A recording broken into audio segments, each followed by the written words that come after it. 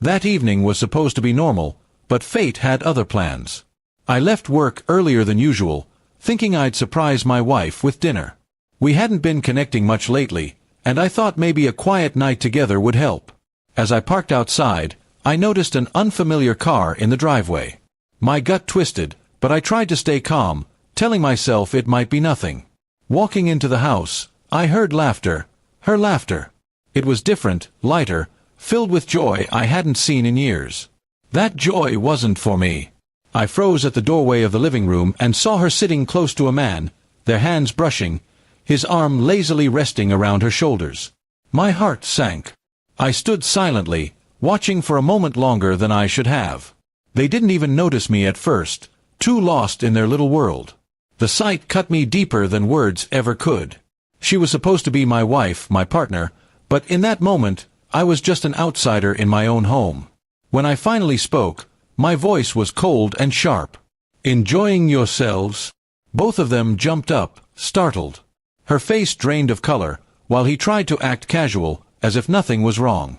The betrayal was clear, but she stammered excuses, words tumbling over each other, desperate to explain away what I had just seen. But explanations meant nothing now.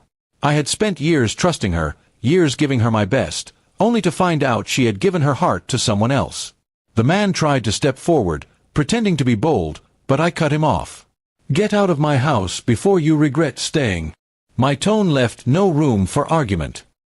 He hesitated, glancing at her, as if expecting her to defend him. But she stood frozen, lips trembling, unable to choose between us. Finally, he muttered something under his breath and left quickly, avoiding eye contact. The door slammed, leaving the two of us in a heavy silence that weighed more than words. She tried to speak again, but I didn't let her. "Don't waste your breath," I said firmly. "I've heard enough." I walked past her, straight to the bedroom, where I began pulling out bags. My hands shook, not from weakness, but from the storm raging inside me. As I packed, she followed, begging me to listen, swearing it was a mistake, that she loved me, that it wasn't what it looked like. But love doesn't sneak around behind closed doors. Love doesn't laugh with another man while your husband works himself tired to keep everything afloat. I didn't raise my voice. I didn't need to. My silence was louder than any scream. I gathered my things with steady movements, showing her that my decision was final. She broke down, tears streaming, clinging to me, but I didn't waver. The bond we once had been broken beyond repair. When I finally walked out of the house, I didn't slam the door. I closed it softly, as if sealing away the memories we once shared. She was left standing there, crying, realizing too late the cost of her betrayal. The next day, I took steps she never expected. I filed for divorce, contacted a lawyer, and made sure every detail was handled. I also reached out to the man's family and girlfriend, forwarding them the evidence I had gathered. If he thought he could sneak into my life unnoticed, he was wrong. The fallout was brutal for them both. His relationship ended, his reputation cracked, and my wife, soon-to-be ex-wife, was left alone with nothing but regret.